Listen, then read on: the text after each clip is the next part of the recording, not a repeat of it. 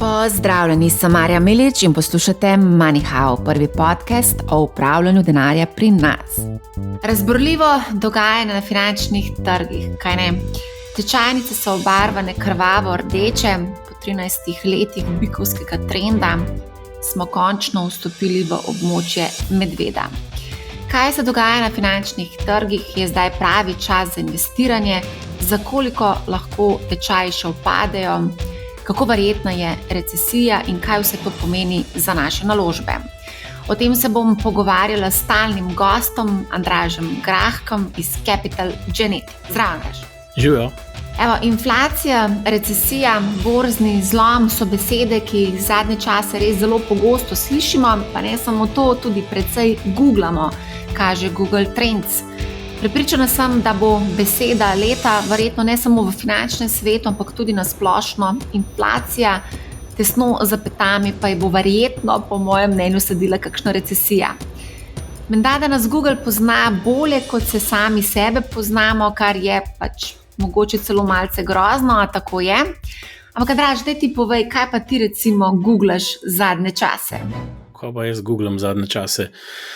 Iskreno povedano, zadnje čase delamo neke raziskave na temo robotov in kako se te razvijajo, tako da jaz sem v nekem svojem tunelu in niti toliko ne gledam vsak dan recesija gor dol, ne, mislim, da smo to temo mi tako že vzeli 2 meseca nazaj, ali bo recesija, ali je neko tveganje ali ne, tako da se mi zdi, da je to zdaj pač sam nek, kot temu rekel, logistično gledano, nek fulfillment se zgodil, neke zgodbe, ki smo jo mogoče vsem dali na zemljevid, tudi kar se tiče debate na MoneyHow, tako da ja, pač to tveganje se je absolutno povečalo zaradi več razlogov, tudi inflacija tukaj vpliva na uničevanje kupne moči in že to ima povratni učinek na sentiment ljudi in mislim, da pač je več točk bolečine, zaradi katerih je gospodarstvo zdaj na zelo, zelo majavih temeljih, saj na nek kratek rok recimo.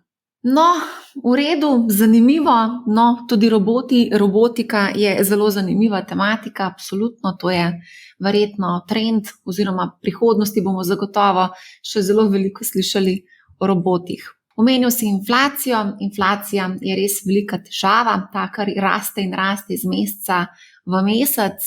V evroobmočju in tudi v Sloveniji je trenutno medletna inflacija oziroma mislim, da majska inflacija bila 8,1%, letna, medletna. Banka Slovenije je celo napovedala, mislim, da včeraj, predvčerajšnjem, da se bo ta v Sloveniji še krepila, ocenjuje na 9%. Zanimivo je pa tudi priznanje centralnih bankirjev, da so podcenjevali inflacijo in pa njeno krepitev. Posuli so se na nek način s pepelom, vendar njihove slabe odločitve nosijo posledice in to bomo zagotovo čutili mi, posamezniki, plačevalo pa bo tudi gospodarstvo. Recimo včeraj je ameriška centralna banka dvignila obrestno mero, danes britanska, presenetljivo tudi švicarska danes je dvignila obrestno mero, zaradi tega, ker pač imajo tudi inflacijo v Švici in nekako napoveduje, da bo do konca leta 2,8%, mislim, da imajo eno nižjih inflacij v Evropi. Skratka, kar precej zanimivih stvari se dogaja. Se strinjaš? Jaz bi na nek način rekel, da je to neko nadaljevanje teme. Ne. To zgodbo okrog inflacije, ne vem, bilo je ogromen dialoga, prehodna, epizodična, kaj bo, kaj ni. Dejstvo je, da nihče ne pozna prihodnosti. To je pomenilo, da so se še drugi problemi pojavili, ne, konkretno tudi zaradi ukrajinske vojne, ki je še malo dodatno pomešala vse te, rekel, dobavne verige pa razpoložljivost energetskih virov in sam še dodala na že tako razbeljeno ozračje, da se tako izrazim, ne. Tako da pač mene spet toliko ne preseneča, spet pa moramo eno stvar vedeti, ko gledamo te ekonomske indikatorje, gledamo v zratno ogledalo, gledamo nekaj, kar je posledica nekega stanja, ki se je akumuliralo zadnje 2 leti in je zdaj pač, bom tako rekel, po domače vsekalo ven. To ne pomeni, da moramo naivno pričakovati, da se bo to kar nadaljevalo z enakim trendom naprej, ker če smo se karkoli naučili, je to, da ne moramo vzeti nekaj, kar se je dogajalo zadnjih, 24 mesecev in kar kopiraj, prilepi, da se bo pa to dogajalo tudi naprej. Ravno ta inflacija, ki je više, kot so vsi pričakovali, vključno s centralnim bankami, ki bi mogli imeti vodilne podatke in bistveno boljše ekonomske modele za napovedovanje, kot vsi navadni smrtniki, v bistvu se je izkazalo, da ta stvar ni tako enostavna, da ne moreš reči, ne, inflacije ni, poglejte, tukaj smo, potem pa Sherlock Holmes, našli smo neke nove dejstva. Mislim, ja, ok. Veš, da pač je neko tveganje pri napovedih in ga sprejmeš. Tudi, ko si govorila o recesiji, ravno v bistvu gledal sem, da je točno to, kar smo se pogovarjali. Tudi recesija je bilo, saj ne bo recesija, saj je nizka verjetnost recesije. Praktično, če gledamo vse napovedi analitikov, se je kaj zgodilo. Ne vem, če bi jih spraševala januarja tega leta, bi bili vsi, verjetnost recesije je nič. Če bi jih vprašali marca tega leta, bi rekli, verjetnost recesije je 5%, nekaj v tem smislu. Če bi jih vprašali aprila, bi rekli, verjetnost recesije je 40%. No, ta zadnja anketa, ki je glizala, sem videl nek članek, v bistvu, ki sem se igram se malo z Bloomberg terminalom, med tem, ko mi dva govoriva tole, je v bistvu zrasla verjetnost recesije preko 70%. V bistvu v zadnji anketi, tako da zdaj kar naenkrat vsi vidijo, 72% natančno. Zdaj smo pa vsi... A to govoriva o 12 mesecih, da bo verjetnost nastanka recesije ali v kakšnem obdobju? Ja, to je zdaj anketa, z nekak itak se gleda za en let naprej, sedljem, smo vsi slepi kamiši, tako da v bistvu to je zdaj zadnja anketa Bloomberga, ravno sem gledal med najbolj branimi članki, ravno kar ko zdaj mi dva tole govoriva. Ne. Tako da v bistvu pač padel mi je v oči, ker si načela, ko sem se mečkan igral, pa sem videl, da je bil pač med novicami in to je to, za vsi vemo, kar naenkrat je pa jasno in to je to. Nekaj bi te pa vsem zdaj zmotila, zdaj praviš 70%, par dni nazaj. Jaz nič tega ne pravim. Oni pravijo, par dni nazaj 30%. Zdaj pa ti meni povej, kako verodostojne so sploh te napovedi analitikov. Centralne banke, ki imajo armado analitikov, delajo cel kup napak. Samo čudimo se lahko, kakšne napake delajo. Zdaj pa ti meni povej, zakaj bi mi v bistvu sploh analitikom verjeli in pa njihovim napovedim. Ker konstantno to nekaj spreminjajo. Spreminjajo napovedi za nastanek recesije, potem malo zgrešijo inflacijo, potem malo popravljajo napovedi, malo šraubajo napovedi za gospodarsko rast. Tako. Jaz bi rekel, da so vse napovedi enako napačne, kot so ves čas, samo zdaj nas tako hudičev zanima, kaj bo z recesijo in smo bolj pozorni na te ankete, koliko zadanejo in koliko ne, in je mogoče malo več, ko bi rekel, emocionalnega kapitala investiranega v neke novice, v neko vsebino, ki prinaša neko nezaželjeno mogoče realnost ali pa kakorkoli. Tako da jaz bi rekel, da kar se tega tiče, je v bistvu tako, da ne vemo v kakšni obliki. Prvič, recesija že sama po sebi nek izraz, ki je zelo tehničen. Pač gre za neki 2/4 leti krčanja gospodarske aktivnosti oziroma konkretno bruto domačega proizvoda, zdaj lahko je globlja, lahko gre strmo navzdol, lahko je pač bolj plitva, ne vemo kaj. Tako da že en izraz je recesija kot recesija v nekem kontekstu včasih nepomembna, če je zelo kratka pa 2 kvartala, sploh po zelo, zelo visoki rasti, ker je že tako normalno, da se malo ohladimo, to sploh ni nič nenavaden. Bom dal primer, če greste pri vrednosti nečesa s 50 na 100, verjetno vas ne bo bolelo, če šlo pol to na 98. Tako da to ni problem, pa je recesija kao. Ne?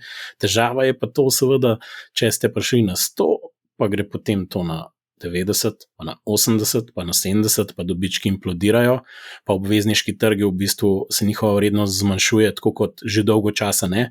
Videli smo več kot 20% upade v povprečju vrednosti, tržne vrednosti obvezniških trgov, da se tako izrazim, agregatnih vrednosti, dolžniških vrednostnih papirjev. To pa ni več hec, zato ker jih držijo vse inštitucije, vse banke, vse zavarovalnice in vse ne tako, da jih bojo čez noč kar enostavno prodale, ne delač od tega, ampak pač to vse kaže na neko nezaželjeno tveganje stabilnosti finančne. Ne? Torej, tukaj smo zdaj in zdaj pa, ko to date vse v miks, torej, višje obrestne mere, finančno premoženje se krči, se topi, višje cene osnovnih primarnih inputov, ki vplivajo na sentiment, ljudje so itak potrošili več ali manj koronske dodatke in neke stimuluse in morajo živeti v neki novi realnosti, In še druga stvar, trg dela, za katerega smo vsi govorili, kako je močan in se mu nič ne more zgoditi, mogoče v Sloveniji še vedno tako, ampak predvsem ZDA, delno tudi že sever Evrope, prihaja do zelo, zelo velikega vala odpuščanja, zlasti v zagonskih podjetjih, ki so zbrali ogromno denarja in so izjemno odvisna od stika s kapitalskim trgom. To so po tisoči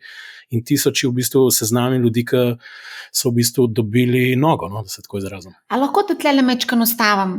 Sprašujem se o delu analitikov, sprašujem se o teh analizah, sprašujem se o teh napovedih, sprašujem se, komu danes sploh še verjeti, a ne, glede na to, da tako velike inštitucije delajo tako velike napake in to bojo plačevali, to bomo mi plačevali in tudi naši vnuki bodo plačevali. Pa bi rada tukaj omenila, ko sem raziskovala po Google Trends, kaj ljudje največ iščejo, ko iščejo besedo recesija, kaj največkrat pogooglajo.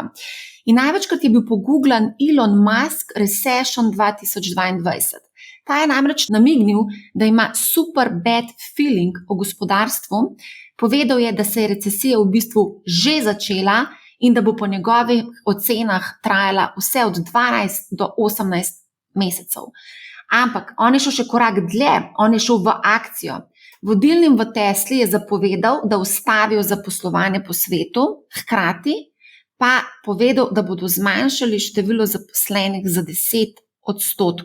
Omenil se tudi, da startup oziroma zagonska podjetja odpuščajo, pa ti bom povedala nekaj številk. Coinbase, 1100 zaposlenih. Turški Getir, ki dostavlja hitro hrano, 4500 ljudi. Fintech Klarna, 700.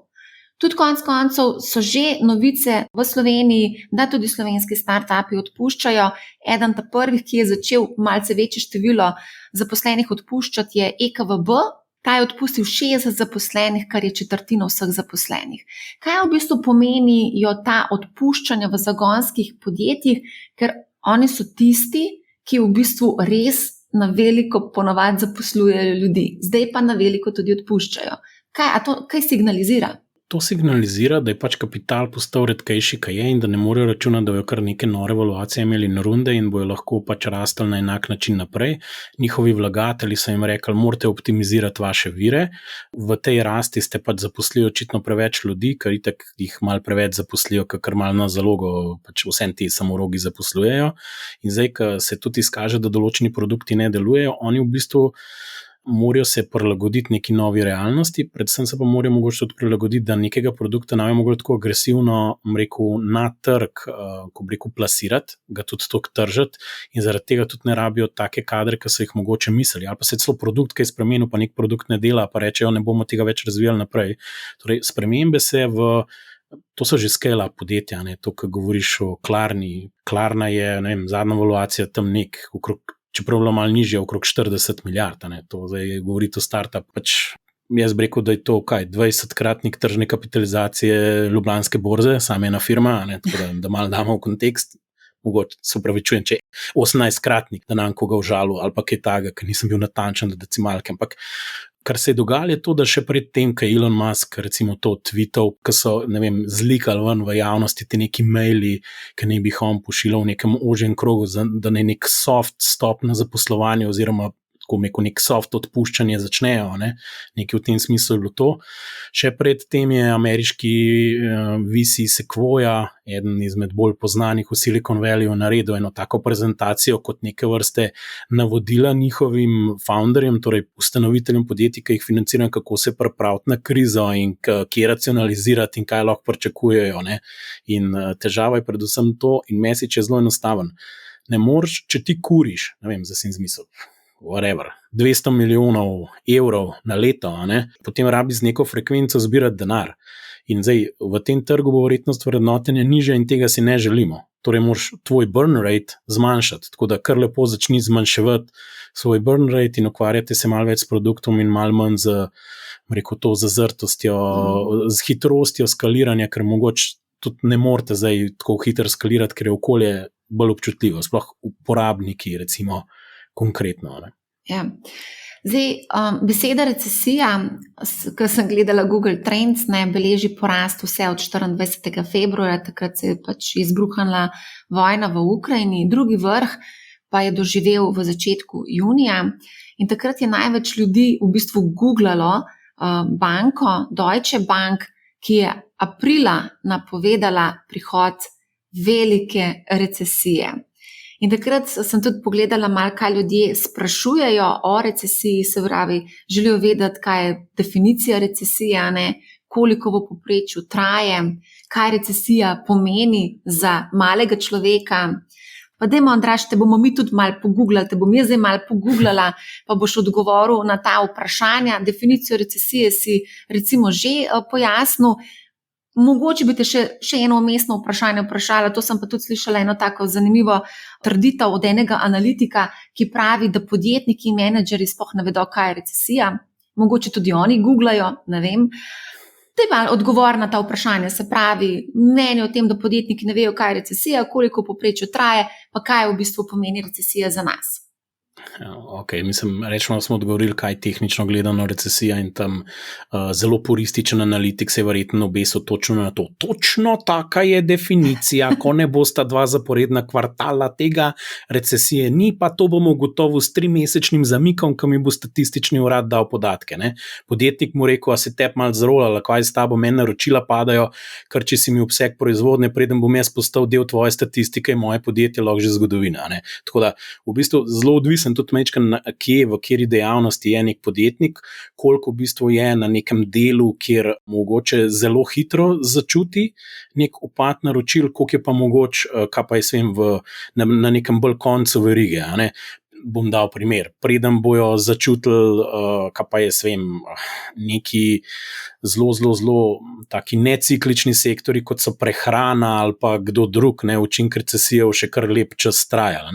Medtem, kakšne, se pravim, res zelo ciklične stvari, zrasti kakšne oske nišne, ne vem, kot te tehnološke stvari, tukaj imaš pa 2 problema. Prvič, še robe nima, zdaj pa še fasal, da ljudje pač so se založili v koroni z, ne vem, raznimi ventilatorji, hladilniki ali kaj že EKVB dela za pač tele gaming gaming statione, ne, in v bistvu zdaj to pomeni, da demand v bistvu v prihodnosti v nekaj časa slabši mogoče, ali pa še kakšna druga stvar, ne vem, pač ni tako enostaven. Tudi v tem tehnološkem sektorju tako zdaj izgleda, da sam cene grejo lahko navzgor in vse je super, pa ni res, zato ker pri polprevodnikih so zelo abruptni cikli, enkrat jih manjka, pa gre gor noro, pa se enkrat povpraševanje prilagodi, in to se je tudi zgodilo, pa tudi vprašanje kaj.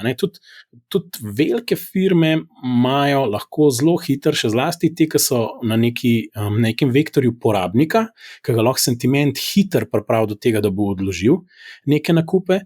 Slišim, da so težave pri servisiranju avtomobilskih financiranj se začeli v ZDA. To pomeni, da ljudje, vse vemo, kakšne so bile zgodbe, ni avtomobilov, pa ne vem, kva vse hočemo, nekaj. Zdaj imamo avtomobile, ampak jih ne moramo plačevati, ali je to res ali kaj. Tako da se ne pravim, da je tako na široko, ampak pač bile so neki članki, ki so o tem začeli govoriti. Delno je verjetno tudi posledica rasti celotnega stroška imetništva avtomobila, prevoza in vsega živega, ker Američani so res, da imajo zelo pocen bencin, ker nimajo trošarin obesenih gor, ampak to pomeni, da je tudi izjemno hitro se podražil in to naenkrat, in to jih najbolj boli, ta hiter skok, hiter dvig obrestnih mer, hiter skok življenjskih stroškov, v bistvu to te nekako zadal. Tako da vsak pri sebi ve, kaj za njega pomeni recesija, to pomeni krčenje obsega poslovanja. Kdaj bomo pa v agregatu, ko bomo vse mrliče sešteli, ugotovili, da jih je dosti umrl, da lahko temu rečemo, ne vem, da so padli na bojišču recesije in da zdaj lahko razglasimo recesije in bo nek analitik v sredo ob enih, ko bo statističen urad to dal, lahko napisal članek o tem, to je pa za krivuljo, backwards looking. Zato v bistvu velja tudi, da so en izmed vodilnih kazalcev so tudi delniški trgi, ker delniški trgi probajo uračunavati sprot stvari in v bistvu tehtajo, ali pa glasujejo, a bo recesija in pač te nakazujejo, da se je pač to tveganje povečalo. Zdaj, ko se to pokaže v uradnih številkah, ponavadi tak tečaj več ne grejo navzdol, ker to pomeni, da so pravilno uračunali. Težava bi pa bila, če so bili še preveč optimistični, pa bi še slabše številke prišle, pa morali pa še eno nadstropje nižji z dvigalom, tako nekako je. Evo, približno napovedi analitikov o nastanku recesije se približno tako spreminjajo, tako kot svetloba v tem prostoru, kjer zdaj snemam. Šalo na stran. Zanimivo je tudi to, da je prišlo do obrnjene krivulje zahtevanih donosnosti ameriških obveznic. Potem smo tudi govorili, mislim, da aprila letos, ko je pač se tudi ta obrat zgodil. V teoriji naj bi to v bistvu že nakazalo nek prihod recesije. Zdaj, številni analitiki, tudi včeraj sem bila na nekem dogodku, ker je bila zbrana res pisana druščina pomembnih ljudi, pa sem tako naredila eno malo mini anketico med njimi in sem jih vprašala, kdaj oni pričakujejo recesijo. Lahko rečem, da 90% ljudi odgovorilo leta 2023 skoraj zagotovo. Le peščica oziroma mogoče 2 človeka sta pa celo recesijo napovedala za letošnje leto. Zelo deljena mnenja so pa tudi, kako zelo močna bo ta recesija. Nekateri govorijo, da bo šibka, da sploh ne bomo vedeli, da se je zgodila recesija. Spet drugi govorijo, tako kot Deutsche Bank, da bo to velika recesija. Kakšno je tvoje mnenje? Jaz bi težko rekel, da upam staviti na to, da bo zelo plitka. Jaz bi to rekel, da je nizko verjeten scenarij. No.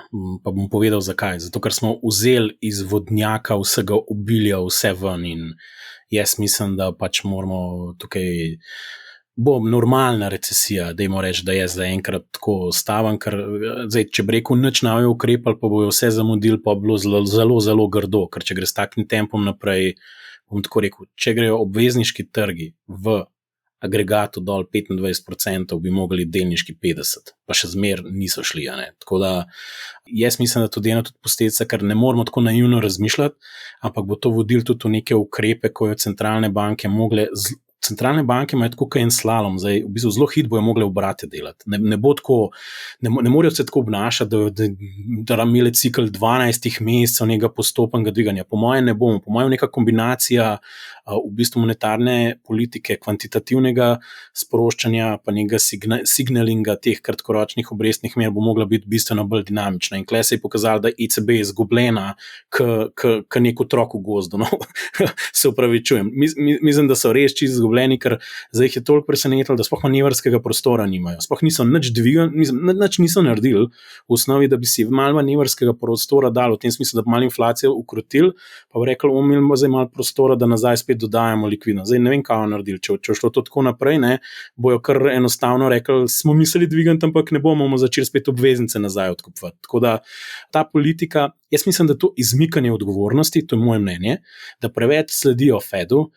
Fed dela bistveno boljšo politiko, pa še oni imajo težave, in ta zastarel pogled, dajmo mi slediti vodilni svetovni banki za nekim zamikom, da je vse predvidljivo in vsi vse vejo, jaz mislim, da to ni dobro. No. Jaz mislim, da pač vse take sinhronosti, ki smo jo imeli, mogoče nimamo. V tem trenutku je pa res, da ravno mogoče zaradi te sinhronosti, ker je ni, in je Evropa bistveno bolj izpostavljena energetski krizi zaradi rusko-ukrajinske vojne, je verjetno to delno nek izgovor, ki je, bom tako rekel, mogoče ga priznamo delno ECB-ju, zaradi tega, ker pač mi vire dobivamo z Rusije, nimamo enakih virov, kot jih imajo Američani. Američani zdijo na nafti, v resnici nimajo dost za nekaj časa tudi sami zase, niti Saudske Arabije in drugih ne rabijo, ampak pač jo skladiščijo, a ne ravno za take primere. Ampak Evropa se je pa pokazala, kje smo. Mislim pa, da veliko pove to, da se ECB, ne vem, na nekih točkah ukvarjala z raznimi zelenimi prehodi in kar nič ni narobe z zelenim prehodom na pomot, ampak to ni job ECB-a. Job ECB-a je cenovna stabilnost. Ravno zato, ker Evropa kot taka ne prenese inflacijskih šokov in še vsakič, ki so se dogajali, je bilo samo nekaj slabega sledil, pa nič dobrega. Ja. Mogoče tukaj sam, da omenam, več kot 60 centralnih bank je že zdavnaj dvignilo obrestno mero v boju zoper inflacijo. Christine Lagarde, prva dama ECB-ja, je pa šele, mislim, da pred kratkim ugotovila, da je inflacija resen problem v evroobmočju. Zanimivo je bilo to zasedanje izredno, ki se je zgodilo v sredo, ko so sklicali izredno zasedanje, in sicer skrbi jih namreč dogajanje na obvezniškem trgu, in sicer bolnik Evrope, to je Italija, zahtevane donosnosti do dospetja državnih obveznic so se pa uspele preko 4%, kar je največ po letu 2014.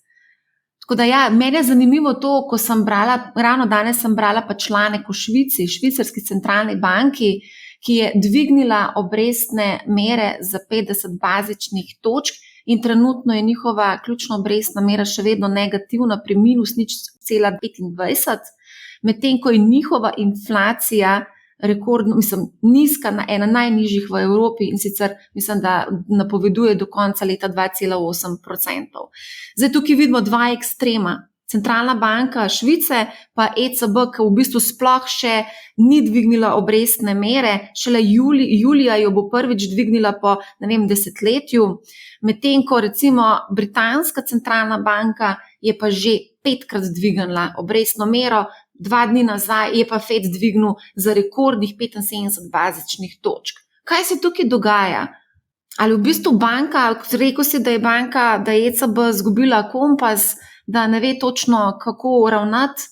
Evroobmočje je tako politični del države, pa voditelji EU-ja, torej predsedniki vlad, ki se dobivajo, sveti ministrov in to, kar se dogaja pač na višjem nivoju. To je ta odločanje, kaj bomo s fiskalno unijo naredili in monetarno unijo, je problem, da je ta mehanizem odločanja enostavno preveč dolg kabel je odločanja, preden pride do odločitve, dajmo temu tako reči.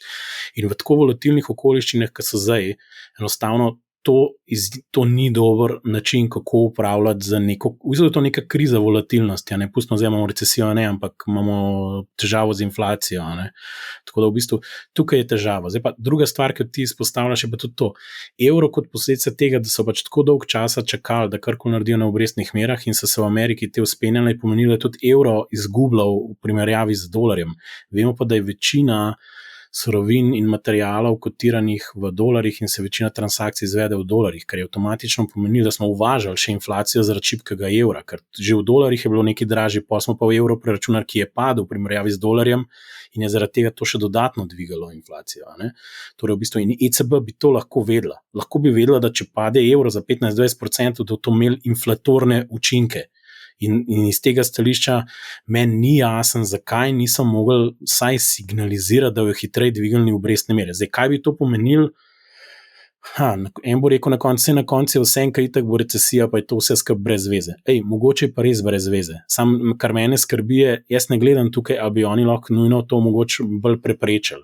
Težava je to, kakšne signale monetarna oblast daje subjektom na trgu in to mi pa ni všeč. In jaz ne vem, kakšne signale bo dajal, ko bomo v recesiji, pa bo ta zmer globja, pa bojo, italijanske obveznice je mogli odpreti konzervo donosno za dospetja dobesedno, da so krizni sestank sklicali, je šla na 4,2-10-letna, danes smo pa že kar opazno pod 4. Torej v bistvu to je bilo že kar neka intervencija, malo manj da ne. Tako da klele je šlo za res, iskreno povedano. Tako da jaz mislim, da to nakazuje tudi, da te države, recimo, tudi, ker mi smo imeli zdaj volitve, pa prejšnja vlada je pač neke, izdatke sprejela v proračunu, pa fiskalni svet tam opozarja, da je strukturen primanjkljaj prevelik, nova oblast napoveduje, kam vse bo investirala in to, ampak mislim, če so tako nadaljevali, v bistvu zdaj zaenkrat imajo še staro zalogo poceni kreditov in obveznic, ampak če bo to naprej pa treba refinancirati, imamo mi težave, ne vem, komu od tega troglavega zmaja, zdravstva, demografije, pa še vseh ostalih problemov, ki jih imamo v državi in ki jih moramo rešiti z infrastrukturo, pa čim drugim v bistvu rešili, zato ker to se podražili. Zdaj spet pravim, napačni signali, pač dolgoredne ameriške državne obveznice, vse niso bile na 0 pa minus 0,5, da vsi veselo zapravljamo, Mogoče bi tukaj sam še eno zadevo dodala, ker si tako zelo lepo povedal o Sloveniji in pa te situaciji pri nas. Moram povedati, da smo zelo odvisni tudi seveda od nemškega gospodarstva in pred dnevi sem brala, da je nemški finančni minister povedal, da Nemčiji grozi stagflacija.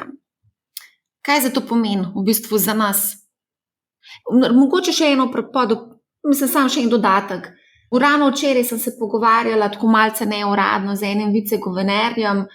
Malo smo se pogovarjali o recesiji, o stagflaciji, pa sem ga vprašala, kaj je boljše, recesija ali stagflacija. Rekel je recesija. Kaj boljše? Pa za koga? Recesija je stagflacija. Recesija je čiščenje, to moramo vedeti. Recesija je on, ki se je drek nabral, ga je treba spucati, in recesija očisti določene stvari. In dobro, to zdaj tako zvenelo. Vsi veste, da če navte nekaj časa šli na stranišče, to ne bo dobro, no? Dajmo temu tako reči. In zdaj lahko poskušate to toliko časa, kolikor hočete, ampak na koncu bo ven usekal. To je recesija. Zdaj pa stagflacija je pa v bistvu nekaj, kar se je dolg cajt kuhal. Recesije še nisem slišala. Ja, pa, je zelo dobro.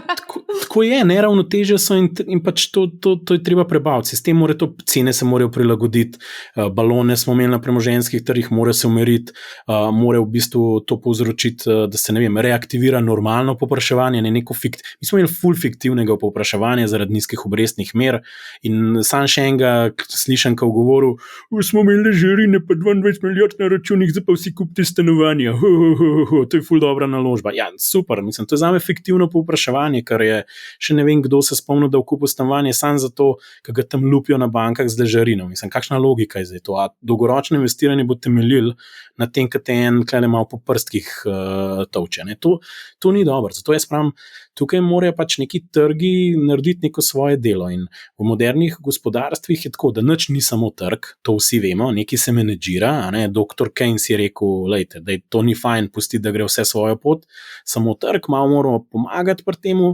država mora svoj lonček dati takrat, ko gre dol, ko je ta prava recesija, pa mora se umakniti, ko gre gor. Sam glej ga zlomka, politiki se ne znajo umakniti, oni bi sam skozi zapravljali, a veš, tako da tukaj imamo problem. In zdaj smo v neravnotežjih, tako čuden smo postavljeni. Jaz ne vem, kako bomo nazaj, mislim, vem kako pač, tako da se je prilagodile cene, tako da se je gospodarstvo prilagodilo, da se je prilagodilo na razpoložljivost vire in cene, ki so, in tako da bomo skozi čas nadomestili, ne vem, če je Rusija strateški problem za dobavo energentov, bomo mogli jih časa rabiti, zato da bomo ta problem rešili. Zdaj, je to 5, 10 ali 15 ali 20 let, ne mi pove ene energetiki, jaz pojma nimam, kakšne so realne ocene, ampak to je to. Ja. Mogoče glede na ležarin, sam to za informacijo povem, da je danes prva slovenska banka napovedala, da bo umaknila oziroma odpravila ležarine, to je bila DBS, seveda čakamo, kdaj bo to storile tudi večje banke, oziroma ali lahko pričakujemo, da bodo pogruntali kakšen nov način ali pa neko novo ime.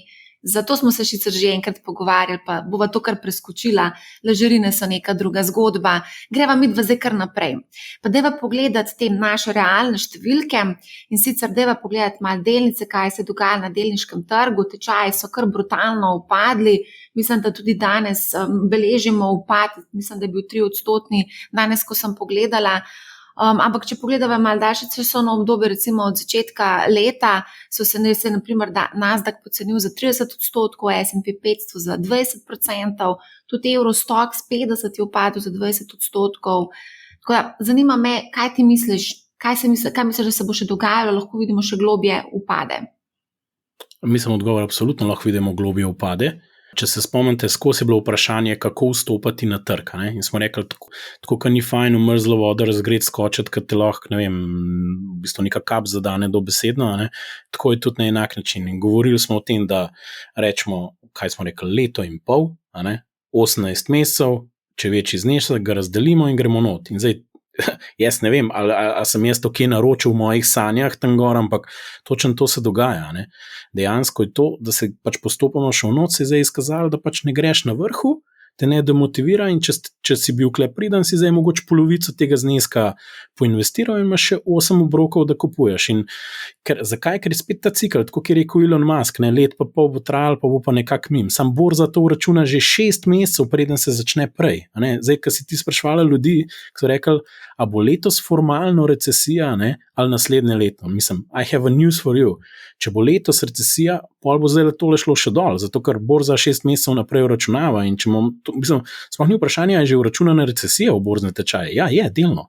Borza prav, recesija bo z veliko verjetnostjo. Zdaj to, kar so kle analitiki 72% ugotovili, samo to, da so šli nazaj pa pogledali na trg pa rekli, vodilni kazalci kažejo, da bo recesija. Ja, good morning, Sherlock Holmes. Zdaj pa tisti, ki pa pravijo, naslednje let bo recesija, tisti pa v bistvu, če bi zdaj v borzno logiko prevedel ali pa v trge, to pomeni, da bojo pač te tečaji ostali na nekih nižjih ravnih tudi še celo leto, če bo recesija naslednje let. Tako to funkcionira. In ker pogovarjali smo se zanj tudi nekaj, pa je bilo tako, pa sem se jaz malo hecal, prihaja končno recesija, ne, nekaj bomo gradili, obnavljali, mogoče bo pa kaj nižje. Ne. In je en predstav, pa se je že recesija, poglej, koliko so padle cene, ne vem, različnih naložb, ne vem, Bitcoin, kakorkoli pa že. Sem rekel, to je pa tako, če držiš naložbe, ker ti recesijo fašeš že na avans, drugi jo pa dobijo šele pol, kaj dobavljeno blago, ne, da se malo pohecam. In točno tako je, ne, pač trgi prej uračunavajo. In tudi mi, ki smo upravljali premoženje, ne vem, še takrat na KDX skladih, pač takrat nisem bil še direktor upravljanja, upravljal sem ameriški sklad, ne, je bilo tako, mi smo pač, kar se rekla, kdo začuti, kjer podjetnik začuti to recesijo. Najbolj jo zdaj v upravljanju premoženja začutijo, ker so se jim sredstva zmanjšala, na katera obračunavajo upravljalske provizije. In za njih to pomeni že dnevno nižje prihodke za 15, 20, 30 procentov lahko, tudi, lahko so odlivi, pa se ti še zmanjša vrednost premoženja. Torej, tukaj se najprej vidi, v bistvu, da so te prvi znaki in tako je tudi bilo. Cela Slovenija je živela v svojih sanjah, evrskih in ne vem kakšnih, mi smo pa začeli takrat v našem podjetju, takrat se je že začelo odpuščati. Začelo se je pa odpuščati, ker so bili prihodki toliko nižji, da če ne bi tega naredili, bi že dobička mogoče ne bi bilo več. Tukaj smo pa imeli pa objave podjetij. Ne vem, to podjetje kljubuje uspešno krizi, ni nobene krize za nas, mi smo na vzhodnih trgih, to je zahodna zadeva, oziroma ameriški trg je tukaj samo. Pa smo pa dobili z dobavljeno blago recesijsko, in smo 2-3 leta rabili, da smo ga prebavili. Tako da jaz sam pravim, ne pravim, da bo tako globoka recesija, ampak ne morem jo pa izključevati, Jaz mislim, da dajmo začeti z neko normalno recesijo, ki ponavadi traja leto do leto pa pol, vse malce dlje časa. Po mojem smo ukvarjali z recesijskimi krivuljami V, U, L, dvojni V, ko to zgledali, tako da pričakujem, da bojo zdaj abecedarium analitiki ven privlekli, pa mal prah vdol odpihali in bomo tam filozofirali, ampak to pač bo, tako je, pač ljudje smo social beings in se moramo nekaj pogovarjati, čeprav nimamo pojma, kva počnemo, iskreno povedano. Ja.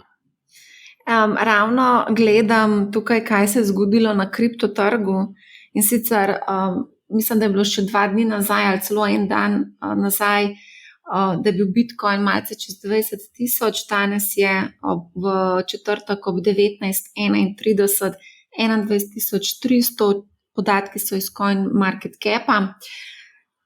Spomnim se, da je Damjan Merlak rekel, da se mu zdi interesanten Bitcoin, mogoče pri 20,000, zdaj ga nisem nič kontaktirala, da bi ga vprašala, kaj si misli o tem, kaj misliš pa ti o tem. Zdaj rekli smo, da če bo delniški tečaj, če bodo upadali, bo verjetno bolečina še večja in hujša na kriptotrgu, ne? Lahko, da se je izkazalo na rok kakšnega leta pa pol, da okrog $20,000 je neka, ne vem, ta neka notranja vrednost glede na pač nek potencial Bitcoina, ampak jaz sem se naučil skozi leta, da trg prekomerno reagira in da grejo lahko stvari tudi bistveno dlje, kam misliš, in mislim, da se v delnicah isto zgodilo. Tudi če ti mi rečeš, pri tej ceni se mi pa nekaj zdi zanimivo, te še zmer po domače povedano vrže narediti, koliko pod to ceno lahko nekaj gre, testira tvojo rezonsko, rečeš, kako je to, kaj sem pa jaz zdaj kle falil, gledam to 10 let, pa še zmer mi nič ni jasen, ne? In posebej čez 5 let izkaže, da sem imel prav. Sam je trg šel v prekomerno reakcijo. Jaz mislim, da se na teh trgih dogajajo zdaj margin calli, collateralni, likvidnost je usahnila, vse živo se lahko še dogaja. Tako da, sploh tudi če bi mislil, da je $20,000 vreden, bi taktično rekel, lahko gre nižji, ker pač to zgleda kot falling knife zelo v tem trenutku in se mora neko dno narediti. A se bo pri 20 ali pa pri $10,000, če mene vprašaš, je to vprašanje spet čiščenja. Tako kot na recesiji se moraš čistiti, se mora trg čistiti do konca in najti neko stabilnost. In pol bo pač neka osnova, s katero bomo bolj lahko gradili. In mislim, da je kle dosti podobno. Zdaj, dobila sem zelo veliko vprašanj od poslušalcev, kar zelo veliko, ne. Ali zdaj pravi čas, da vstopimo na trg, ker seveda vsi pričakujejo, da bo tudi recesija prišla in po teh norih upadih ne vejo, kaj bi in kaj ne bi. To si ti zdaj že vse lepo pojasnil, kako se vstopa na trg. Dobivam pa tudi eno vprašanje, kar precej pogosto, predvsem zaradi vse višje inflacije, in sicer ali naj investiram v zlato. Ali lahko malce pokomentiraš zlato? Kaj pa jaz vem, zlato je zelo privlačilo ljudi, da pa zdaj rekel, da je blazno zasijalo, glede na denar, pa ne vem, kaj pa jaz vem, neke konzervativne naložbe bi pa težko rekel v zadnjem obdobju. Ne. Jaz mislim, da zlato je lahko mogoče v tem zadnjem, tako, če gremo v res zelo črn scenarij, jaz mislim, da zlato ima svojo privlačnost, ne, zato ker zlato najbolj zasije, ko je res ta največ sranje. No. Iskreno povedano, ker je bila globalna finančna kriza, takrat je zlato odigral svojo vlogo in zato ga jaz tudi jemljem kot takega. Nikoli ga ne jemljem kot inflation hedge, ker je tako slab inflation hedge, tako slabo varuje pred inflacijo, ker ne veš, kje bo inflacija, niti pa ne veš, kje bo zlato. In zlato ni nikoli tam, kaj je inflacija. To je tako brez veze. To je največja laž, ki so jo distributerji zlata prodali ljudem, da je to hedge proti inflaciji. To je med nami bullshit. Ni, a ne? Ker hedge proti inflaciji je, inflacija je 8, zlato gre gor 8 v istem obdobju. A ne? Inflacija gre gor 20, zlato gre, pa inflacija gre gor 7, zlato gre dol -7. A to je zdaj dobra varovalka? Ni. To samo zato, ker ne gledate vsak dan, nimate niti statistike, ne primerjate, vam je to en tam na šalterju, ali ne vem, kje ste to kupovali, ali pa v enem hotelu z viskijem razložil. A ne? Druga stvar, ki jo pa vidim, je pa točno to, ne? Zakaj so fantje tam na Palantirju kupovali zlato, ne? Kupovali so ga kot neke vrste, diverzifikacijo in varovanje pred finančnim meltdownom. Jaz tako gledam, ne pred inflacijo. Ne? Zdaj, začelo se je pa ta finančni meltdown z inflacijo, ki je šibkosti razkrila in vse težave, ki jih imamo. Zdaj pa šele prišle na dan. Tako da jaz mislim, da zlato ni tako neumen. Jaz ga gledam taktično, gledam ga skozi cikle. Tako da danes taktično nekaj ga lahko imaš. A bi si drzno reči, imej vse v zlatu in to na 5 let počni, to se mi pa zdi med nami dost brez veze. Pa bom razložil, zakaj. Zaradi tega, ker bi vmes toliko delnice padle, če vi ne boste kupili teh delnic, ki bojo izjemno poceni v naslednjem letu, 2, ker vi ste zdaj zlato držali 2-3 leta, pa mislite, da boste sam switch nazaj naredili, ko je pocen delnice in pa juhuhu. Ja, ne bo, ne. Ne to tako funkcioniralo. Hitrej se odbili in vi utelovili delniški trg. Tako da to ni fino. Tako da zlato je lahko neka komponenta, danes je lahko, ne vem, tudi 15, mogoče 20%, malo več, a ne, ker je pač ta tveganje, rečemo, če je 20% tveganje globoke finančne krize, pa tako mislite, imejte 20% zlata. Ostalo pa morate vedeti, da na 10 let bojo zdaj te delnice, ki so se že pocenile in se še bodo verjetno lahko, obstaja neka verjetnost, bistveno više. In zato smo na delniškem trgu, ker skozi dolgi rok je pa iskreno povedano najboljša varovalka pred inflacijo imeti dobra podjetja, ki raste in bojo imela večji denarni tok v prihodnosti. To je najboljša varovalka pred inflacijo. Ne nepremičnine pa druge stvari, samo morate pa kvalitetna podjetja imeti. Zato za tiste, ki vstopate, ne mi zdaj neki blazno eksperimentirati, a ne? Tisti, ki pa pač to počnete, morate pa vedeti, se greste stock picking. To pa ni zdaj, ne bomo zdaj tole vzeli v tej oddaji, kjer je tikeri pa kaj zakupati tam draž, ne? Ne, v tej oddaji tega ne bomo, vem pa, da me zdaj vsi preklinejo, pa zakaj ga prekinila, zihri hotel povedati, ampak vem, da ne boš povedal. Dejva zdaj samo še pogledati v prejšnji epizodi rebalansiranje, ki sem jo posnela, smo govorili o smrti 60-40 portfelja, zdaj ameriške oziroma državne obveznice do zahtevane donosnosti so kar poskočile, ameriška 3,4, nemška 1,8, 10-letne državne obveznice. Kakšno je za tvoje mnenje, da bi mogoče bi bilo smiselno dodajati obveznice v naš portfelj? Dajmo reči, da jih je zdaj bistveno bolj smiselno dodati, kot jih je bilo 3 mesece nazaj, ker lahko dejansko zaklenete noter več kot 3% obrestno mero, zdaj spet odvisno od obdobja, za katerega pač to investirate. Zdaj, jaz bom tudi tako rekel, ljudje naivno pričakujejo, da v naslednjih 5-10 let kar inflacija enaka, kaj je. Zdaj, če bomo imeli recesijo pa finančno krizo ali ne vem, te črne scenarije, pol ne bo nobene inflacije, pol smo kar zaključili z inflacijo, to je brez veze. Pol je spet vzvratno gledalo in v enem smešnem filmu imam jaz tako, ta scenarij. Imamo ležarine, imamo inflacijo, vsi investiramo kanorci v neke nepremičnine in druge stvari, bankiri reče, morate dati tole na fiksno obrestno mero, viša se, imamo FOMO efekt, pride recesija, finančna kriza, deflacija, obrestne mere grejo spet dol in rečemo, zakaj smo se kle borili točer. Tako da To ni tako neverjeten scenarij. Če bo globalna recesija, ker finančna kriza nastala iz krize bilanc, iz izpostavljenosti. In težava zdaj je to, da obvezniški trg in trg fiksnih inštrumentov, vrednost teh inštrumentov pada tako, kot če ni nikoli.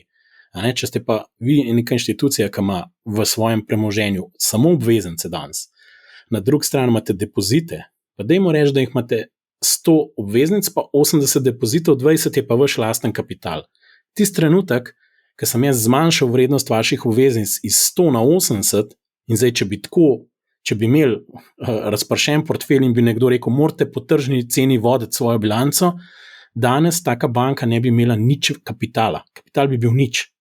Dajmo to malo razumeti, kako pomembno je to dogajanje na obvezniškem trgu v tem trenutku. Torej smo pred neko težavno točko in boh ne daj, da se ne odzovejo in gre ta sentiment čez rob, ker bomo tako serijsko dolžniško krizo doživeli. Ne hecam se, sploh ne bomo vedeli, kva nas bo zadel.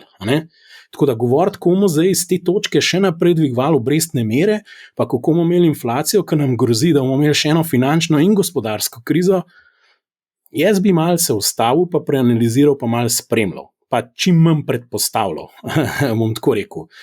Za delniške investitorje bo pa tle čas za potrpežljivost. Torej, če ste eno polovico že poinvestirali, keep calm and carry on. Vsak mesec, vsak kvartal, dejte lepo naprej varčevati. Niste tukaj zato, da te fajn zgleda čez 6 mesecev, ampak čez 10 let. Se strinjam, zelo se strinjam.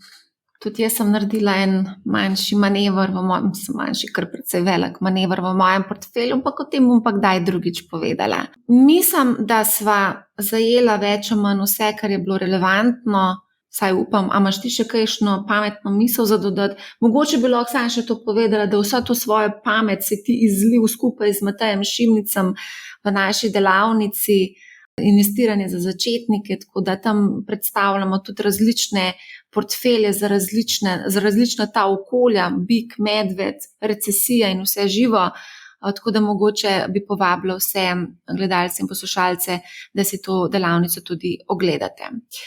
Še kakšna misel za konec, Andraž, ena taka motivacijska mogoče za vse tiste, ki so zdaj prestrašeni? Jaz bom tako rekel, včasih je bil izraz, to bo konec sveta, prihaja konec sveta, ta kriza.